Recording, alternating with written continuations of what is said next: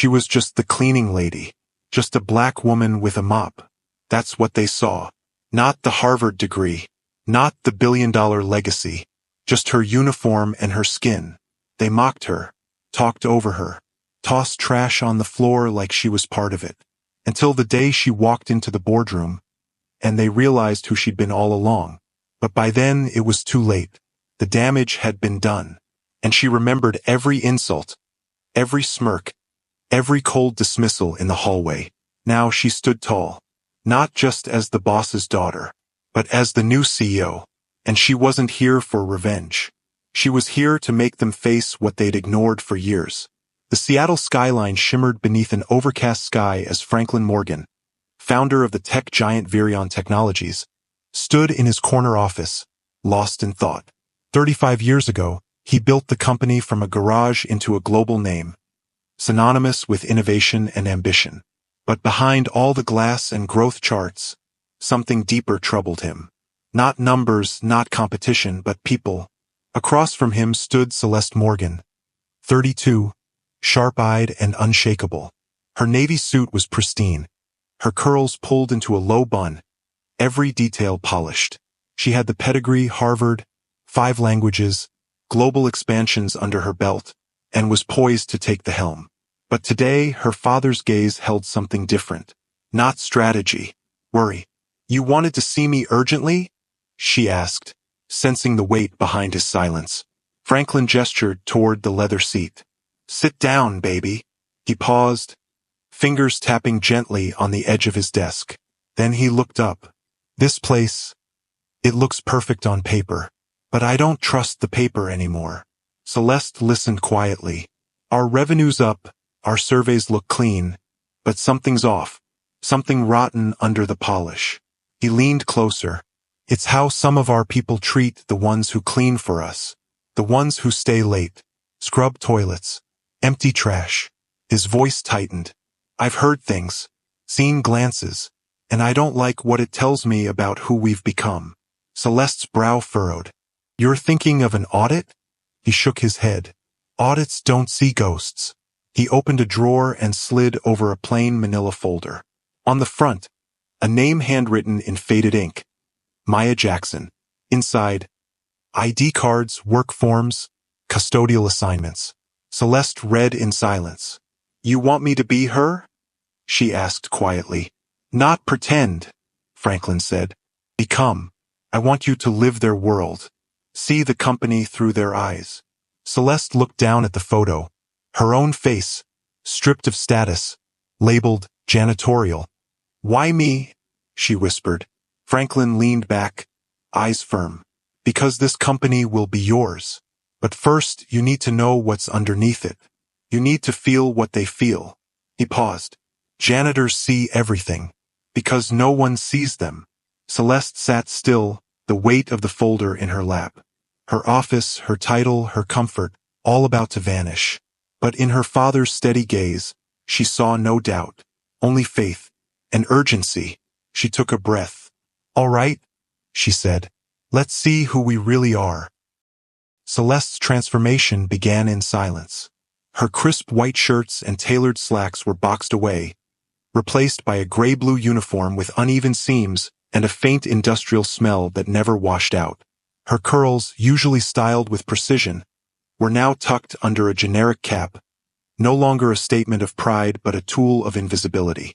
The woman once known for her elegance in boardrooms now stared into a bathroom mirror at a face stripped of polish.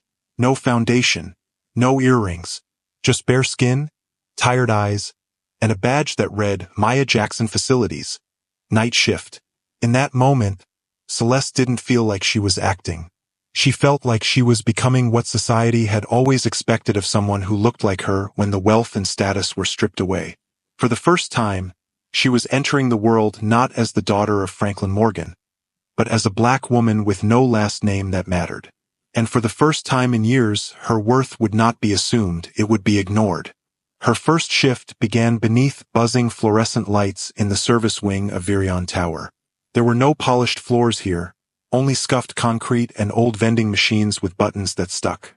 The scent of citrus cleaner mixed with something metallic. Bernice, A stocky black woman in her 50s with a sharp tongue and kinder eyes handed her a cart. For floors 12 to 15. You'll be with me tonight. She scanned Celeste briefly. Keep your head down.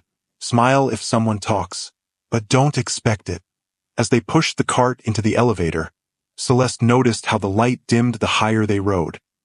Unlike the golden glow that illuminated the executive lobbies during the day, when they stepped out onto the 12th floor, a silence settled, heavy and unnatural. This is the floor where respect goes missing, Bernice muttered. Watch yourself. And she was right.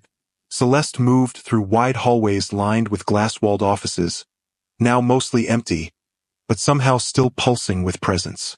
The light was colder, the air tighter. She cleaned around forgotten coffee mugs and cluttered desks like she didn't exist. It was as if her body had become part of the building, noticed only when in the way. The labor exhausted her. Each vacuum pull made her shoulders ache. Scrubbing restrooms with metal brushes numbed her hands. By 2:30 a.m., her lower back felt like it might split in two. But it wasn't just the physical pain. It was the accumulation of 100 small dismissals.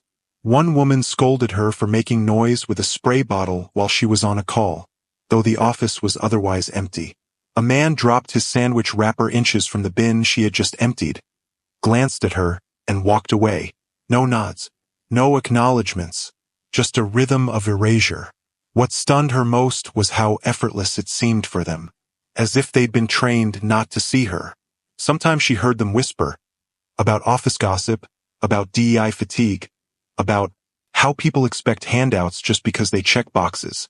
The words weren't directed at her, but she felt every one. They weren't just erasing janitors. They were erasing people who looked like her, spoke like her mother, or walked like her cousins. One night, she overheard a manager tell another, HR's flooded with complaints. Mostly noise from the bottom. That bottom, they meant her. At times, hurt made her pause in a storage closet just to breathe. But each breath carried resolve. Because now, she knew her father's fear wasn't just paranoia. It was prophecy.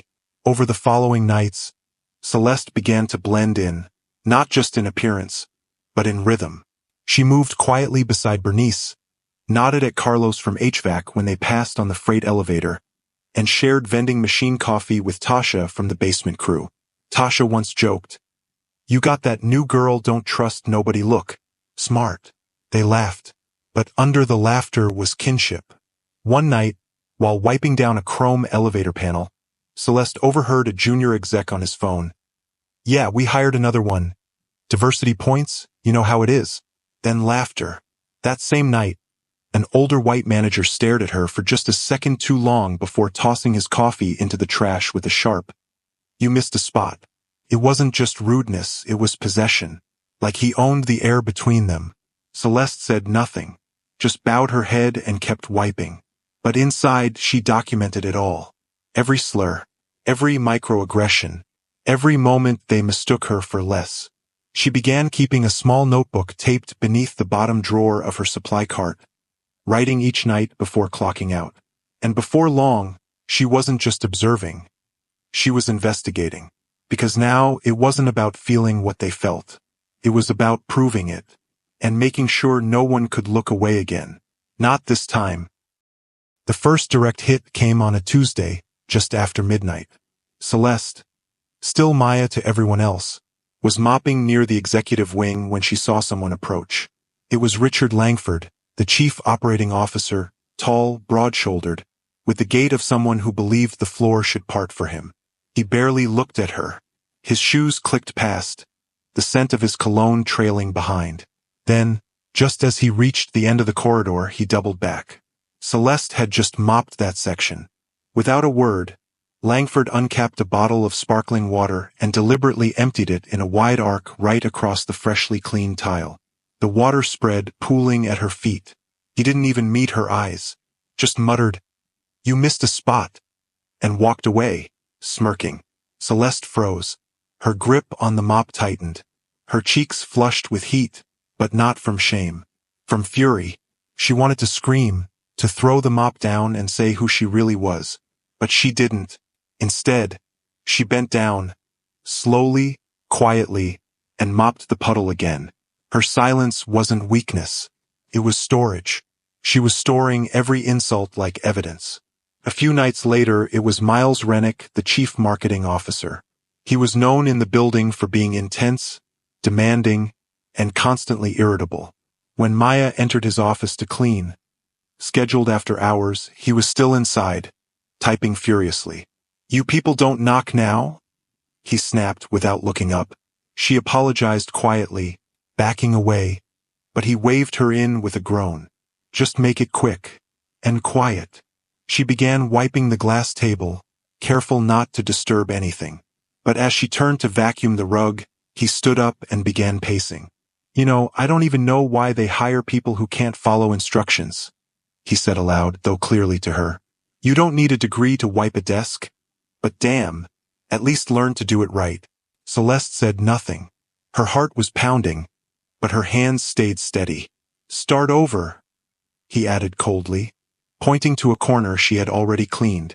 "Again, maybe try acting like you give a damn." She obeyed, silently, each motion slower than the last. When she left the room, she heard him laugh to himself and say, "Quality control's gone downhill since HR started ticking diversity boxes." That night, she cried in the stairwell, not because he insulted her, but because he knew no one would stop him. The breaking point came with Danielle Avery, the senior VP of global sales. It was just after 1 a.m., and Maya was buffing the floors in the east hallway of the executive level. Danielle stormed out of an office, phone still pressed to her ear, heels clicking fast. She was mid-rant, something about a failed pitch and a lazy partner. Celeste lowered the machine's volume as she passed but didn't shut it off completely. She was on schedule and nearly done. Danielle stopped, her eyes locked on Maya. "Are you deaf?" she snapped. "Turn that damn thing off. I'm on a call." Celeste reached for the switch, but before she could touch it, Danielle strode forward and slapped her hand away. The sound echoed, sharp and shocking. Celeste's mouth dropped open. Her hand stung. Danielle didn't pause. "Typical," she hissed. "Always in the way. Always needing instructions." Then she turned, barking into her phone again as she disappeared down the hall. Celeste stood frozen. Not because of the pain, but because she knew what she represented to that woman. An annoyance, a disposable worker, a black body in her line of sight. That slap wasn't just anger. It was authority laced with prejudice. And Celeste felt its weight not just on her hand, but deep in her spine. After that night, the mask of neutrality slipped. Celeste moved through the building like a ghost, but she was no longer hiding. She was observing everything. The back hallways buzzed with whispered frustrations. "They just want you to disappear," Bernice said one night, rubbing her knees with tired fingers. "They don't even want to remember we clean the places they brag about." Celeste started noticing how often it happened. How often women like Bernice were snapped at for being too slow. How often Carlos was told to speak English by engineers who never asked his name. The hierarchy was more than title, it was race, class, power, and it was designed to remain hidden behind smiles in daylight. But at night, the truth had no filter. Celeste wrote more, recorded more, watched more. One night, while collecting trash outside a closed-door strategy session, she heard Danielle's voice again. "We just need to keep them quiet. HR can handle it. Tell them it's policy. They always back off." Celeste clenched her jaw. She now understood exactly how deep this ran. It wasn't just personal. It was systemic. And she was done being a passive witness. From that night forward, every shift wasn't just survival, it was evidence. She didn't want revenge. She wanted accountability. And it would start with the truth. Celeste no longer walked through the Virion building just as a janitor. She was still Maya Jackson on paper, in uniform with gloves and a mop. But something fundamental had shifted inside her. She wasn't merely enduring anymore. She was observing, collecting. Every shift became a mission. In the inner pocket of her gray smock, she carried an old smartphone with a voice recorder that stayed running from clock in to clock out. Tucked discreetly among the ammonia and paper towels, it captured snippets of conversation. Casual comments, late-night rants, private grumbles behind half-closed doors. She adjusted her pace around executives who lingered near open doorways, giving herself time to listen. One night, outside a project manager's office, she recorded two men laughing about how HR only exists to protect the C-suite, and how janitors could file complaints all day. No one reads those. Their tone wasn't angry. It was amused. That made it worse. This wasn't about isolated incidents anymore. It was culture. And the more invisible she became, the more visible the problem grew. The same walls she used to pass with authority were now echoing with things no one would have dared to say in front of her old self. The silence wasn't accidental. It was permission. The hardest part wasn't recording what they said. It was documenting what they did. Every insult, every glance that skimmed over her like she didn't exist, stayed with her long after the shift ended. When Richard Langford knocked over a cup of water she'd just cleaned around, it wasn't an accident. When Miles Rennick made her redo a perfectly cleaned carpet while making offhand comments about hiring standards slipping, it wasn't about dirt. It was about reminding her of her place. After each incident, Celeste would slip into the stairwell, sit on the lowest step and write. In a battered notebook hidden beneath the bottom drawer of her supply cart, she recorded everything. Time, location, what was said, the look in their eyes, her own reaction. Her notes weren't emotional, they were forensic. One night, after Danielle Avery brushed past her and muttered, "Move," like she was a piece of furniture, Celeste didn't flinch. She logged the tone, the distance, the sharpness in the word. Another night, she found a crumpled receipt in a bin. An invoice for a vendor she didn't recognize. She took a photo. Even trash told stories. She started noticing patterns. Who avoided her eyes, who pretended she wasn't there, who sighed when she entered a room. Every dismissal became another line in her growing archive of quiet violations. The pain wasn't just what was said. It was how easily it was accepted. Patterns began to emerge, not just in behavior but in language, paperwork, silence. Celeste noticed repeat references to T&R Holdings in tossed meeting notes, underlined phrases like offshore partner on whiteboards not fully erased, and email drafts left open on unlocked screens. She moved slower in those spaces, cleaning deliberately, giving herself time to absorb. One evening, while wiping down a boardroom table, she heard Danielle say, "I sent it off the record. Don't worry. It won't come back to us." That was the moment Celeste realized this wasn't just cruelty. It was corruption. She photographed the words, "Divert Funnel, T&R," scribbled faintly in dry erase marker on a corner whiteboard. She didn't understand every code, but the pieces were falling into place. It wasn't that they were sloppy. It was that they didn't see her. That gave her access to everything. Every whisper, every careless scribble, every thinly veiled admission. The office that had once excluded her now exposed itself without knowing. Her father had feared decay, but she was standing in the middle of its blueprint, watching the walls rot from within, documenting it with every breath. And still, they never looked twice. Celeste decided to test the system, not as herself but as Maya.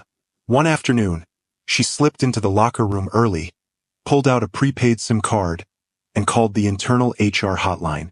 She didn't name anyone. She described the culture, how cleaning staff were ignored, mocked, treated like noise in the background. She mentioned racial slurs overheard, hostile body language, and a coldness that felt institutional. The woman on the line sounded distracted. "Have you spoken to your supervisor?" she asked. Sometimes these things resolve informally. Celeste kept her tone neutral. It's hard to bring this up when they're the ones causing it. The response? "We'll log the concern internally." Click. No reference number. No follow-up. Just protocol.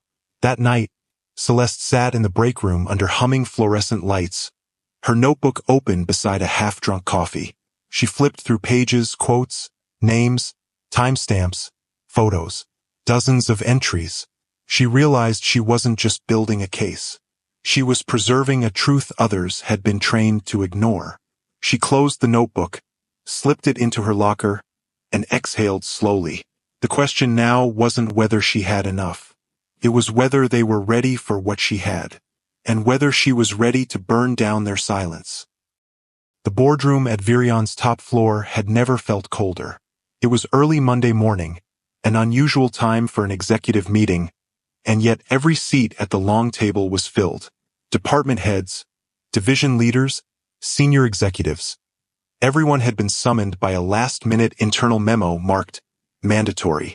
Whispers buzzed across polished wood. The coffee was untouched. At the head of the table sat Franklin Morgan, the company's founder and longtime CEO. His fingers were laced tightly, knuckles white. His eyes, usually warm and generous, now looked unreadable. The silence broke as Franklin rose. "Thank you all for coming," he began, voice low and controlled. "We're here to address something that goes beyond profits, projections, or productivity. We're here to face what's rotting beneath the surface." Danielle Avery shifted in her seat, her face tight. Miles Rennick adjusted his watch. Richard Langford leaned back in his seat, unimpressed. Franklin's tone sharpened. "Our culture has been compromised, and today you're going to see exactly how." Before anyone could speak, the door at the far end opened. A woman stepped in, elegant, composed, dressed in a charcoal gray tailored suit. Her heels echoed across the floor with deliberate precision. Some executives gasped quietly. A few blinked as if seeing her for the first time. It was Celeste Morgan. But this wasn't the janitor they had ignored for weeks. This was someone else. Someone they never imagined would walk into that room carrying truth in her hands. Celeste reached the front of the room and didn't hesitate. She placed a black folder on the table, opened it, and pulled out a thin laptop. No one spoke as she connected it to the projector. The screen behind her glowed. A single image filled the wall. A mop bucket next to a puddle of water. Time, date, location. Executive wing. She didn't clear her throat. She didn't smile. "Let's begin." What followed was quiet devastation. Slides shifted across the screen. Photos of notes tossed in trash bins. Screenshots of internal invoices routed to off-the-books vendors. Meeting notes with underlined names and budget anomalies. Then came the audio. Room speakers played casual cruelty like it was corporate policy. Richard's voice. "They clean the floors. Not my concern." Miles. "Diversity hires, janitors. Same learning curve." Danielle. "She heard me? So what? She's not anybody." No one moved. No one dared to interrupt. The room itself seemed to contract inward. Celeste paused the presentation. Her voice never rose. "This isn't a story. It's a record. I became invisible in this building, so I could hear what was said when no one thought I was human enough to hear it." She clicked again. The projector went dark. The silence was louder than the recordings had been. Franklin returned to the center. "This is not surveillance. This is testimony," he said, his voice cold. "A testimony of how far we've drifted from who we claimed to be." Richard stood, eyes blazing. "You planted her to spy on us?" he snapped. "She was a janitor. This is a setup." Franklin didn't blink. "No. This was justice long overdue." Danielle slammed her notebook shut. "She doesn't know what we do. She can't possibly understand executive strategy." "She understands humanity," Franklin said. "Something this room forgot." Celeste stepped forward, her voice steady. "You judged me by what I wore. Not once did you ask my name. You assumed I was beneath you. You assumed I didn't matter. And you were wrong." Miles leaned forward. "You should have come to us directly." "I did," she said. "I filed. I called. I waited. No one had anything to say to that." She placed the notebook down, not dramatically, but like a weight finally being set aside. "I didn't hide. I endured, because I believed in what this company could be. And now you don't get to pretend anymore." Her gaze was unflinching. She didn't need anger. She had the truth. And now the entire room had heard it too. Franklin nodded once and turned to the board.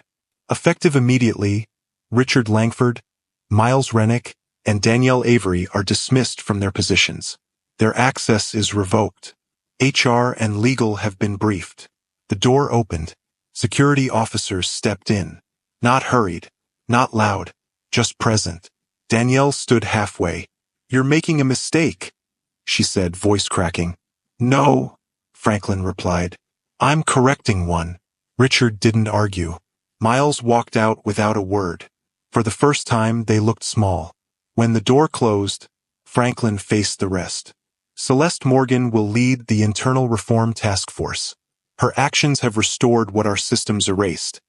Accountability, conscience, and courage. Celeste nodded. She didn't need applause, just progress. The meeting ended. One by one, people filed out.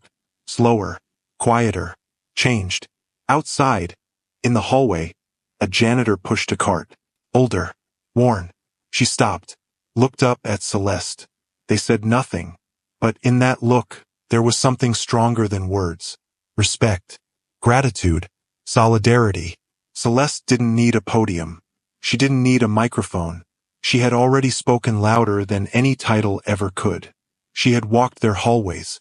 She had heard their truth.